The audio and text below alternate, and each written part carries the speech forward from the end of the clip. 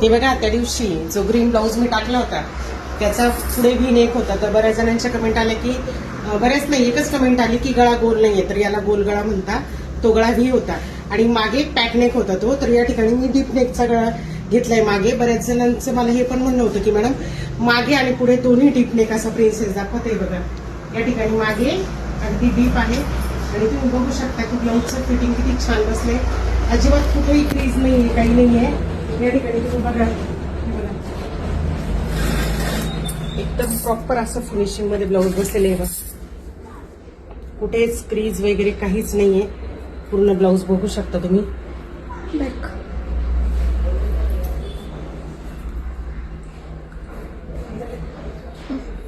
आणि blouse shoulder वरून हलत पण नाहीये. गळा इतका डीप आहे, कुठल्याच प्रकारचा नॉड वगैरे त्याला बांधून आपण ठेवलेले नाहीये. बिना नॉडचा गळा अजिबात हलत नाहीये आणि उतरत नाहीये. तर ज्यांची कमेंट होती की डीप नेकचा प्रिन्सेस कट दाखवा, प्रिन्सेस कट सुद्धा खूप सुंदर असा बसलेला आहे या ठिकाणी. आणि बाई बघा, कुठेच रिंकल नाहीये, कुठेच काही जुन्या नाही. एकदम परफेक्ट असं फिटिंग या ठिकाणी या ब्लाऊजचं झालेलं आहे. धन्यवाद.